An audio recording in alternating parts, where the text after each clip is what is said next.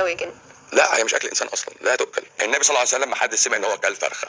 امريكا من حوالي 10 سنين نزلوا فيلم وثائقي وقال لك السالمونيلا تعتبر انديميك في الفراخ مهما كانت وسيله ذبحها. بين يدينا ادعاءات للدكتور ضياء تفتقر للدقة العلمية والأمانة في نقل الحقائق، خاصة فيما يتعلق بسنة النبي وطبيعة الخلق. سنكشف لكم كيف تم توظيف معلومة السالمونيلا بشكل مغلوط بعيدا عن المصادر الموثوقة التي استند إليها. إليكم الرد الحاسم الذي يصحح هذه المفاهيم ويضع النقاط على الحروف بالدليل والبرهان.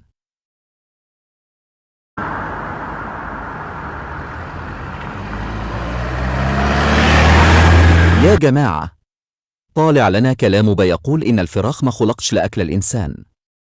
الكلام ده مش بس غريب، ده بيصطدم مع أصول دينا وعلمنا.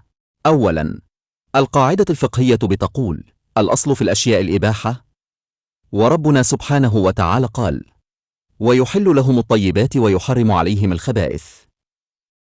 فإن الدليل الشرعي اللي بيخرج الدواجن من دائرة الطيبة مفيش. الدكتور مجابش دليل واحد يحرم اللي ربنا أحله، والسكوت في موضع البيان إباحة. تعال ونبص لخلقة الدواجن نفسها. ربنا لما حرم طيور معينة حرم كل ذي مخلب، يعني اللي ليها مخالب صيد وتفترس جيف. بصوى للفراخ، رجلها ملهاش مخالب افتراس، دي باحثات في الأرض. منقارها مهيأ لنقر الحبوب والبذور، مشلت مزيق اللحم والقذورات. جهازها الهضمي ما بيتحمل قذورات زي الخنزير، دي بتموت من أقل عدوى لو الأكل مش نظيف. يبقى الخلقة بتقول إنها طيبات مش خبائث. ربنا هيأها تكون مصنع بروتين نظيف للإنسان، مش كائن للتخلص من النفايا. الدواجن دي بتاكل فضلات الارض وبتاكل فضلاتها هي شخصيا. موضوع إن الفراخ بتاكل نفايات هذا سوء تربية مش أصل خلقة، والشرع وصف الحالة ديب الجللة وحط لها حل للتطهير، مما يؤكد أن أصلها طيب. علميا الدواجن كائنات رقيقة جدا، لو أكلت قذورات بتموت فورا من الأمراض، عكس الخنزير اللي جهازه مهيأ لكده. وعالميا منظمة النبي صلى الله عليه وسلم ما حد سمع ان هو اكل فرخه. نيجي بقي للي بيقول إن النبي ما أكلش الفراخ. الكلام ده غريب جدا ومردود عليه في أصح كتب السنة. الدليل القاطع في صحيح البخاري وصحيح مسلم، حديث الصحابي الجليل أبو موسى الأشعري رضي الله عنه قال صراحة: رأيت النبي يأكل دجاجا. التخريج: الحديث ده متفق عليه، يعني في أعلى درجات الصحة ومحدش يقدر يطعن فيه.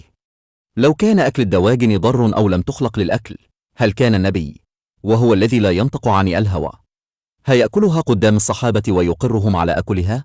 يبقى السنة العملية بتهدم الادعاء ده من جذوره. النبي أكلها، والصحابة أكلوها، والمسلمين من 1400 سنة بيعتبروها من أطيب الأرزاق. امريكا من حوالي 10 سنين نزلوا فيلم وثائقي وقال لك السالمونيلا تعتبر انديميك في الفراخ مهما كانت وسيله ذبحها.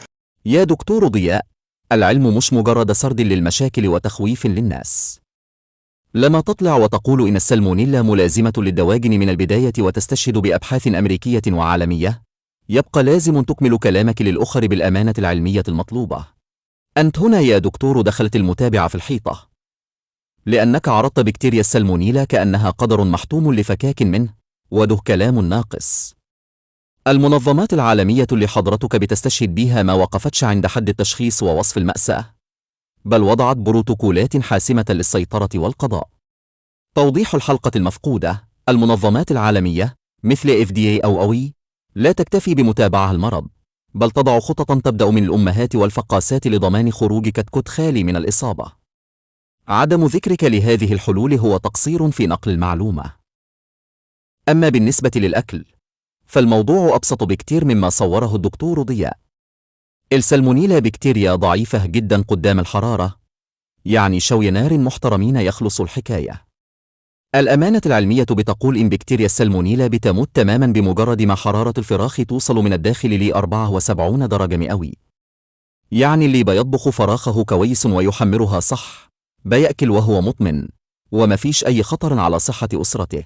وهنا يا جماعة بنوصل لنهاية رحلتنا مع الحقائق الصادمة دي، اللي يمكن الدكتور ضياء وغيره مبيحبوش يتكلموا فيها بوضوح أو بيغيبوها عن الناس، وديه للأسف ضل الكثير مننا في فهم طبيعة أكلنا وصحتنا.